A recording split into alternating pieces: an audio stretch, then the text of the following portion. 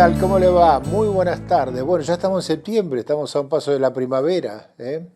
Día 4. Qué increíble, cómo ha pasado el tiempo, cómo ha pasado el año, en realidad. Nadie lo puede creer, nosotros, usted seguramente, y bueno, con este tema de la pandemia, cómo se nos fue el año pasado, cómo pasó este, y bueno. Pero hay que seguir remándola. En esta primera parte del programa de hoy vamos a hablar con el doctor Rodrigo de la Fava, que es vicepresidente de la Sociedad Argentina de Cardiología y a su vez es el jefe del área de cardiología del Hospital Municipal. Menudas responsabilidades. Rodrigo, ¿cómo te va? Buenas tardes, ¿cómo andás? Muy bien, David y todo el equipo. Ya gracias, muy bien. Contale contale a la gente un poco la función de alguien que está en ese rango de un estamento nacional. Bueno, la Sociedad Argentina de Cardiología es una de las sociedades científicas más antiguas del país. Este año cumple 85 años. Tiene su sede central en Capital Federal, frente a la Escuela de Medicina. Y la sociedad está formada por médicos, en su mayoría cardiólogos, que tiene diferentes áreas. O sea, ante todo, la formación permanente y continua de los médicos cardiólogos a nivel del país. Claro. Nosotros tenemos 5 distritos en todo el país, donde en cada área, en Bahía Blanca, en Viedma, en Mar del Plata, Entre Trelew, Bariloche, Comodoro, hay un cardiólogo que es el coordinador, puede ser 1 año o 2 años, de toda la actividad para esa región. Dentro de eso hay actividades científicas para los médicos, pueden ser para cardiólogos, médicos clínicos, trabajo en equipo, y hay una actividad, un área que es para comunidad. Dentro de todo lo que hace la Sociedad de Cardiología, tiene un área que es muy importante, es como la segunda casa del cardiólogo. Cuando uno se recibe de cardiólogo, se mantiene en comunicación permanente con la Sociedad de Cardiología, que es la que va a través de las experiencias en el mundo y en el país, actualizando normativas de tratamientos o de estudio diagnóstico para el tratamiento de la enfermedad cardiovascular. Tal cual, tal cual. Bueno, y el hecho de ser jefe del área de cardiología del Hospital Municipal también es una gran responsabilidad, ¿no? Mira, nosotros, o sea, el servicio de cardiología tiene o sea, toda el área de cardiología del Hospital Municipal tiene más de 40 años. Han pasado médicos cardiólogos con mucho compromiso y de referencia de nuestra ciudad, y específicamente en lo que es servicio de cardiología, que tiene, o sea, otras características desde el punto de vista de la actividad que se desarrolla. Somos un equipo de cardiólogos jóvenes en cuanto a la edad del servicio también. Obviamente fortalecemos nuestra actividad en la empatía con el paciente, estamos muy cómodos, o sea, dentro del hospital, ya sea desde la dirección y los servicios más cercanos, el servicio de clínica, el servicio de terapia intensiva, el servicio de guardia, el servicio de cirugía, el de traumatología, que son los servicios con los que trabajamos diariamente. Y realmente yo hace 15 años que estoy en Bahía, volví, y realmente estoy muy cómodo. Es un lugar que te gusta participar y pertenecer, y creo que la mayoría de nuestro equipo siente esa percepción, ¿no?, de la cardiología en nuestro... Claro. Rápidamente te pregunto, y después ya vamos a los temas específicos, ¿por qué cardiología en vos? Bueno, una buena pregunta. Yo cuando fui a estudiar a Buenos Aires, tenía una orientación clínica, estudié en la UBA, y después en segundo año de medicina en la Universidad de Buenos Aires tuve la posibilidad de entrar como ayudante de anatomía en la Escuela de Medicina de la Fundación Barceló. Y ahí una gratificación, un regalo de la vida. El doctor Adrián Barceló me tomó como un discípulo y empecé a trabajar con él. Él hacía mucha cardioanatomía junto a Fernando Sichero y bueno, un equipo de gente, Luis de la Fuente. Y bueno, yo era el más joven investigando en todo lo que es cardioanatomía. Empecé en segundo, tercero, cuarto año de la universidad y ya cuando me recibí era parte de mí, la cardioanatomía, y eso me facilitó la entrada a un servicio de cardiología también. Qué bueno, qué bueno. Bueno, vamos a hablar de ahora un poquito de temas más específicos vinculados con el tema del COVID. ¿En qué medida? Porque bueno, el COVID prácticamente uno no sabe qué es lo que le va a afectar de adentro, es como una centella que entra en una casa. ¿En qué medida afecta todo lo que tiene que ver con el aparato circulatorio, corazón y demás el COVID? Mira, es muy interesante la pregunta. Básicamente siempre el COVID es quién lo tiene y cómo está cuando lo tiene. Claro. Si es una persona mayor y es un enfermo cardiovascular, o es una persona joven, esa es lo primero. ¿Quién lo tiene? Es nuestra primera pregunta. COVID. Claro.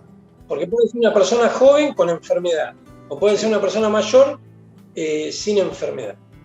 Y después, ¿qué evolución tiene? Entonces ahí se divide en tres grandes áreas. Una que es la enfermedad severa, que es la del paciente que sí o sí necesita ayuda en el hospital, necesita ser internado en la guardia, en clínica, en terapia. Esa es la enfermedad grave.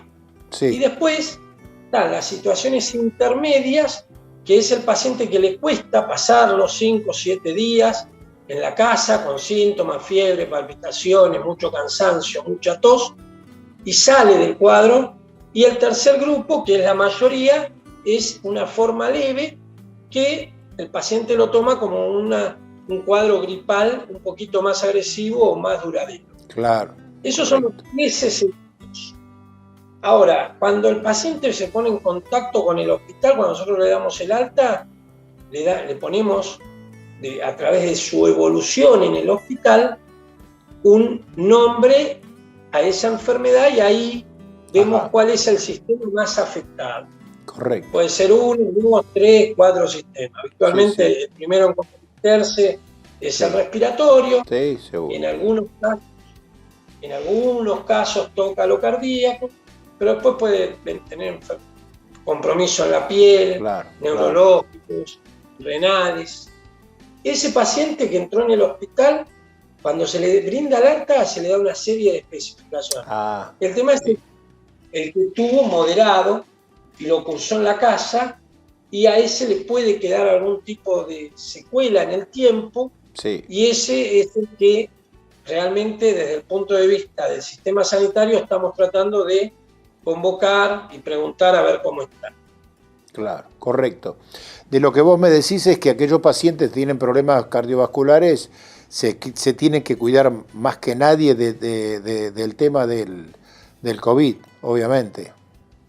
Bueno, eso fue desde el principio, desde las sociedades científicas y Ministerio de Salud y Secretaría de Salud, se marcó que el enfermo cardíaco y respiratorio, y mucho más la persona que tiene las dos enfermedades, hay que tener mucho recaudo. Correcto. Primero en el contagio, y segundo, lo que lo va a beneficiar es estar bien medicado y bien controlado de su enfermedad respiratoria o cardíaca al momento de contraer. Entonces, ese paciente requiere un cuidado especial. Claro.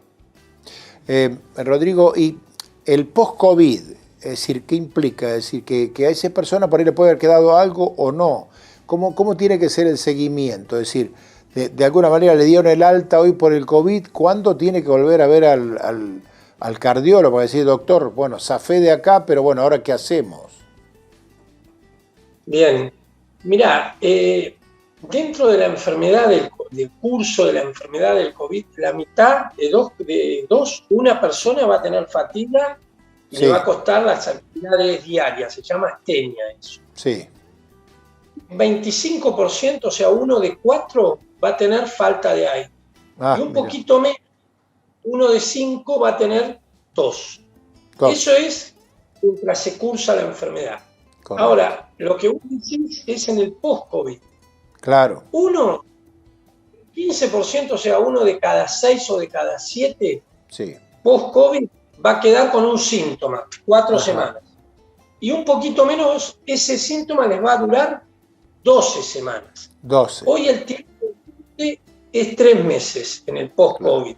Claro, correcto. Esa resolución del olfato, pueden ser palpitaciones a nivel cardíaco, puede ser fatiga, puede ser trastorno para dormir, puede también tener lo que se llama la niebla emocional, o sea, dificultad para tener atención. Todas esas situaciones nosotros, a medida que el paciente cursa la enfermedad y después va evolucionando, le damos prioridad al que persisten los síntomas. Claro. Y muchas veces se hacen estudios cardíacos, electro, ecografía, que dan bien, pero el paciente persiste con síntomas. Claro, correcto. Estudio bien, ese paciente sabemos que le va a ir bien a mediano plazo. Sí, sí. Al paciente los estudios le dan bien, aunque tenga un poquito de síntomas, lo ayudamos con medicación hasta que el mismo cuerpo va resolviendo esa gran inflamación que se produjo durante la infección. Claro. En definitiva, Rodrigo, bueno, primero tratar de no contagiarse, obviamente que estar vacunado, obviamente que los protocolos, y bueno, y aquellos que tuvieron el COVID, pensar de que no terminó la historia, sino cuidarse y saber que a veces los síntomas por ahí siguen, pero la enfermedad va desapareciendo. ¿Sería una síntesis así más o menos? Exactamente. El año pasado se hablaba de una inflamación del corazón, que en algunos casos se da en los primeros días, pero a lo largo del tiempo la inflamación esa no fue en la magnitud que se consideraba al principio, a nivel cardíaco. Lo que más persiste es la sensación de aumento del latido cardíaco. Es cierto. Pero eso, habitualmente, con el tiempo, se va superando. Claro. Obviamente, si discapacita la actividad diaria, hay que consultar. Seguro. Volvemos a la misma pregunta, ¿quién lo tiene? ¿Tiene un enfermo cardíaco, una persona que tuvo infarto, sigue con palpitaciones? Observación. ¿Lo tiene una persona joven en el gimnasio 15 días post-COVID? Bajar la intensidad de la carga, la intensidad del esfuerzo y ver qué sucede. Claro. Rodrigo, ha sido un verdadero placer. El tiempo es tirano, pero vamos a seguir charlando en otro momento. Te agradecemos mucho. Te mandamos un gran abrazo.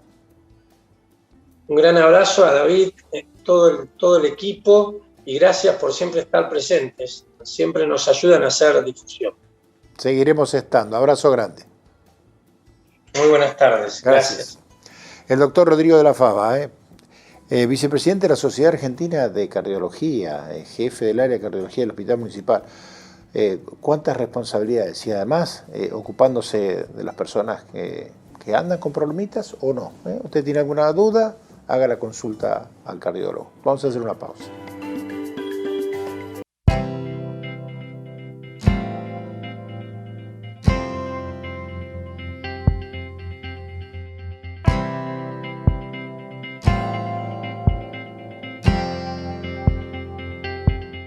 IRREDIM, Centro Reumatológico. Nueva dirección, Undiano 10, teléfono 455-8214.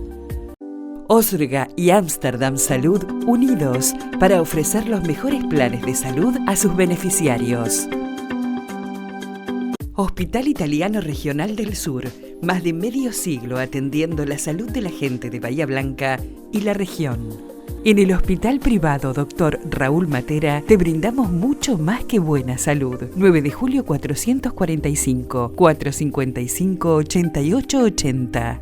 Embarazadas, personas con discapacidad, movilidad reducida y adultos mayores siempre deben recibir atención prioritaria en todo el establecimiento, sea público o privado. Se debe exhibir un cartel que especifique claramente los casos de prioridad de atención. Desarrollamos políticas de inclusión. Por una Bahía accesible e inclusiva, por una ciudad para todos y todas.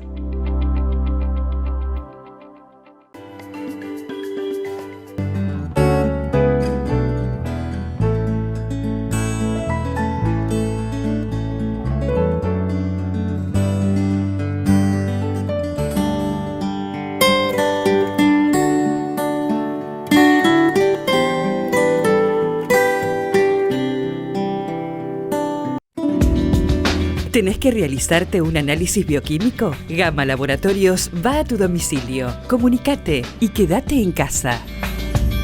Centro de Diagnóstico por Imágenes Alem. Desde Avenida Alem 222, tecnología de vanguardia y profesionales calificados. Solicite un turno al teléfono 4500-501. Ámbar, Instituto de Neurocirugía, Dolor y Especialidades Médicas. 9 de julio 353, 450-2121.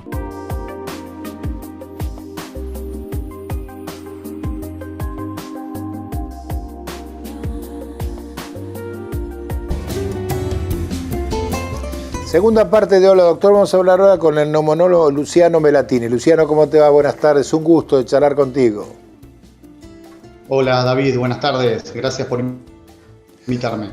Bueno, la invitación a vos era para tratar un tema que ha estado mucho en el candelero, sigue estando por supuesto, y es ¿por qué el COVID particularmente afecta a nuestro aparato respiratorio? Todos te dicen, y sí, los pulmones, ¿viste los pulmones? ¿Cuál es la razón? Bueno, la razón es una razón biológica. A veces no es fácil para comprender al público general. El COVID, el virus tiene avidez o tiene, mayor predisposición por algunos receptores que se encuentran en distintas partes de nuestro cuerpo. Correcto. Estos receptores se llaman receptores tipo ACE y están en mucha mayor cantidad en nuestros pulmones. Ajá. Y en nuestro tubo digestivo, o en nuestras vías respiratorias y en nuestro tubo digestivo. Se llama enzima convertidora de angiotensina el virus ingresa o se une a la célula a partir de ese receptor. Ajá. El pulmón es un lugar donde hay una gran concentración de ese receptor que se llama enzima convertidora de angiotensina, por eso es un lugar donde logra mayor concentración y donde también hace mayor daño. Claro. También se encuentra en el intestino y por eso a veces vemos pacientes que tienen trastornos gastrointestinales, que es común que nos manifiesten cuadros. Sí. Y en ese caso suele dar Pero es el motivo por el cual... suele dar diarreas en algunas personas, ¿no? Exactamente, sí. El síntoma gastrointestinal es bastante frecuente. Claro. Muchas veces te dicen, que X persona que ha comenzado a estar afectada, y dice, tiene neumonía. ¿Por qué no le explicamos un poco a la gente qué significa la neumonía? Porque incluso debe tener a lo mejor algunas formas distintas de presentación. ¿Qué es una neumonía? Bueno, David, sí, obviamente hoy todo el mundo está con el tema de la palabra neumonía en la boca. Obviamente es algo que nosotros los especialistas en neumonología manejamos hace mucho tiempo. Lo que pasa es que, ahora actualmente una de las principales causas de neumonía es la infección por el coronavirus, ¿no? Pero es una enfermedad que existe de toda la vida, y es la inflamación de los pulmones, que puede ser algo localizado o generalizado, y la inmensa mayoría de las veces es consecuencia de una infección. O sea, la neumonía no siempre es por una infección, pero en la inmensa mayoría de las veces es ocasionado por un virus o una bacteria. Correcto. Hoy en día yo te podría decir que la principal causa de neumonía en la actualidad es el COVID-19. Ajá. Pero antes teníamos bacterias, por ejemplo, como es el neumococo, que es la bacteria con la cual nos vacunamos de las personas que están con grupo de riesgo, y era la causa más común de neumonía. Hoy eventualmente se ve bastante menos, por lo menos en nuestra práctica clínica, se ve mucho menos, o prácticamente no se ve, te diría, neumonía, la común, la neumococo, y sí se ve, obviamente con una frecuencia impresionante, la neumonía por el COVID. Esta inflamación e infección que genera este virus en nuestros pulmones. Claro. La neumonía se puede contraer en cualquier momento del año, en invierno es un poco más, y la segunda ¿es para cualquier edad lo mismo o a personas mayores les puede afectar un poco más?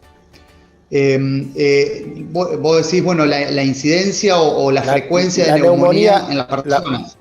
La que va fuera del COVID, la habitual, porque había gente que ha tenido neumonía antes de COVID.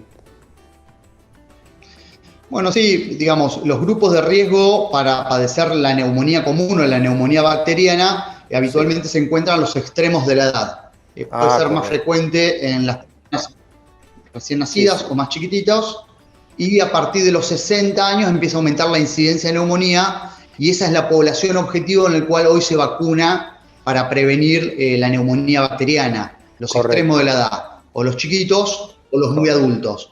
Pero también debe vacunarse o pueden llegar a padecerla las personas que tienen algún trastorno de salud que les baje las defensas. Por ejemplo, los diabéticos, los pacientes con problemas renales, los pacientes con problemas cardiológicos también. Claro. Luciano, ¿y siempre va acompañada de un poco de fiebre o no siempre? Bueno, la neumonía común es uno de los síntomas cardinales. Cuando decimos síntomas cardinales es uno de los síntomas principales. La neumonía bacteriana es prácticamente imposible o muy difícil que un paciente manifieste una neumonía sin haber tenido fiebre. Ah, correcto. Hoy en día, la neumonía por COVID puede manifestarse con o sin fiebre, o sea que digamos, los síntomas son mucho más variados. Uno puede tener neumonía por COVID e inclusive no tener fiebre, digamos, ¿no? Ah, correcto. Sí. O sea que cuando el especialista te dice tenés fiebre, no significa exclusivamente que vas a tener neumonía. No. Claro. Habría que ver cada caso puntual, pero en la neumonía bacteriana, la común, la que conocemos de hace años, prácticamente el 80, el 90% de los pacientes, de las personas que la sufren, sí tienen fiebre dentro de los síntomas, digamos, ¿no? Correcto. La neumonía común, la bacteriana, la del común de la gente.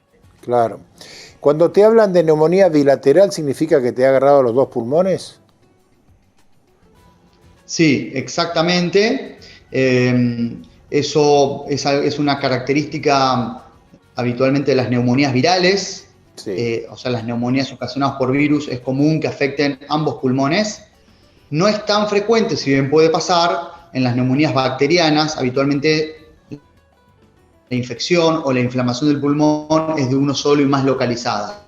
Claro. Pero en las neumonías virales, por las características del virus, es común que sea bilateral. Claro. ¿Y cuál es la expresión que tenemos nosotros? Es decir, tenemos neumonía. Es decir, ¿cómo tratamos de desahogarnos? ¿Generalmente con qué? ¿Con ataque de tos o puede ser que no haya ataque de tos?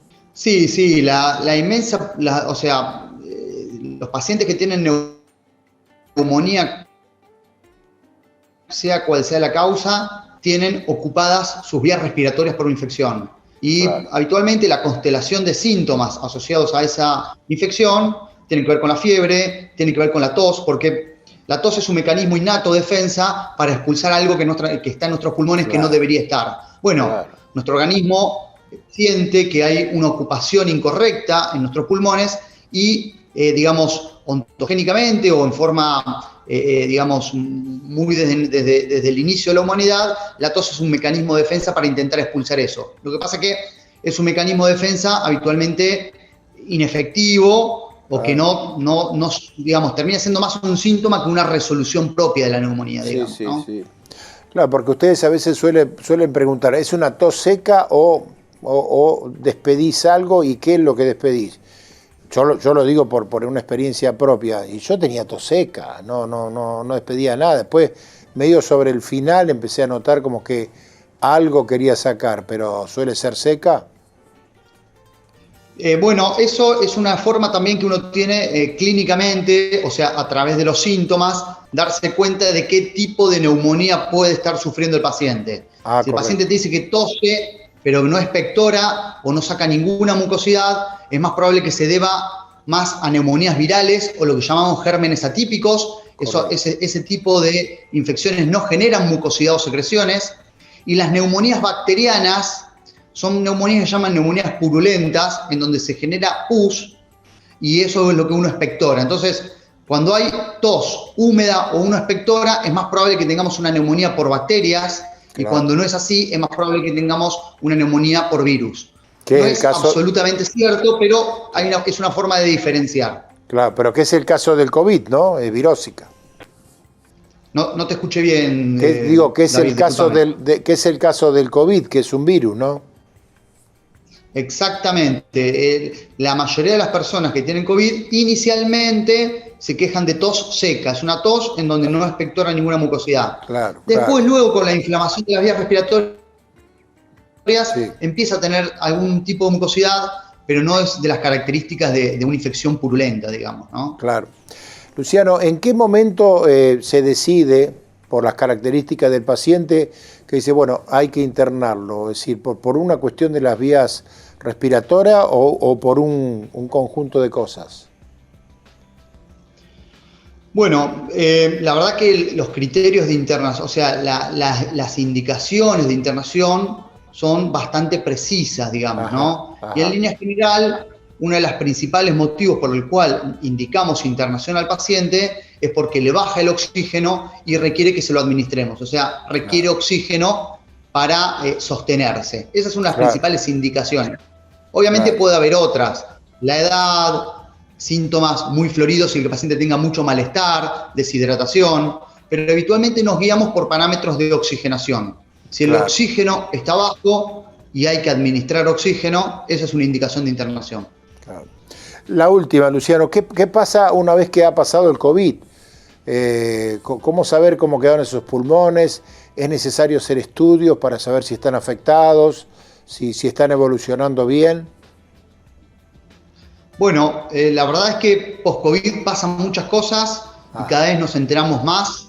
Obviamente, digamos, los más afectados son los pulmones y los síntomas residuales que quedan habitualmente están ligados a los pulmones, como pueden ser esa tos que no se va o la sensación de falta de aire, pero puede haber, digamos, afectaciones variadas, inclusive cardiovasculares o cerebrales. Pero bueno, los síntomas respiratorios son los primordiales y el consejo es todo paciente que queda con síntomas residuales que haga una consulta, idealmente un especialista, y que se haga estudios para descartar las distintas complicaciones que puede traer el COVID.